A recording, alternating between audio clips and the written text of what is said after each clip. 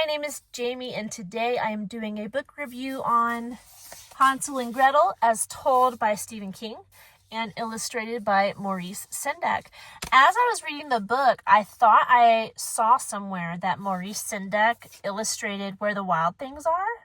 See, I know his name from the fact that he did The Nutcracker. So I think it's cool that he also did Where the Wild Things Are. Don't quote me on that, but I do think that that is another project that he was a part of. So that's pretty cool because I didn't know that. Most people know the story of Hansel and Gretel. It's these two kids that have questionable parents. Depending on which version of the story you hear, there's the father, which is actually their father, and like the wicked stepmother, or just the father. I think I've heard it both ways. But in this book, it is the father and the wicked stepmother. And the stepmother's trying to get rid of the kids because she's like greedy and there's a famine going on and she wants to eat all the food herself and doesn't want to have to give them to the kids. So she convinces the dad to leave them in the woods. So they pretend like they're chopping firewood and then they leave the kids just in the woods. And then, you know, the trail of breadcrumbs, but the birds eat the bread, so the kids can't find their way home. And they're stuck in the woods, and they come across a candy house with a little old lady in it. But unbeknownst to them, the little old lady is a witch. So I don't want to tell you the whole story, but I feel like you probably already know what the story is. Most people know the story of Hansel and Gretel. If you don't, this would be a fun book to get and hear the story for the first time. And there's like these kind of abstract Monet-ish pictures. The pictures are like this, and you can see like the inside of the book like that. And let me see what else I can show you. I don't know, I really liked it. I enjoyed the illustrations.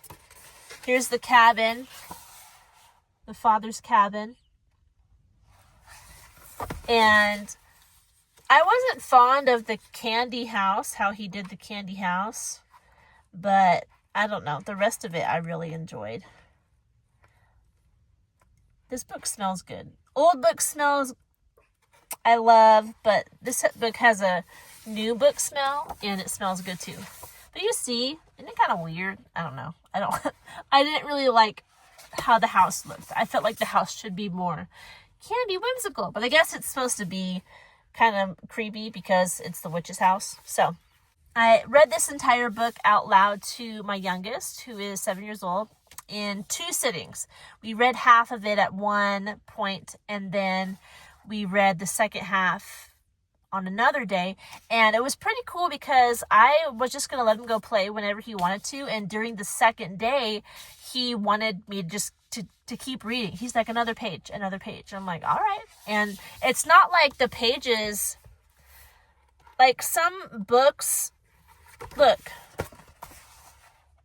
there's a decent amount of words on these pages. So it took a bit to read the book, but he sat there for it and he liked it. So there you go. Hansel and Gretel, Stephen King and Maurice Sendak. It was fun. I liked it. And I think you will too. I know. I'm still googly over this book. I don't know why. It's just whimsical and fairy tale-esque, you know. So anyway, there you go.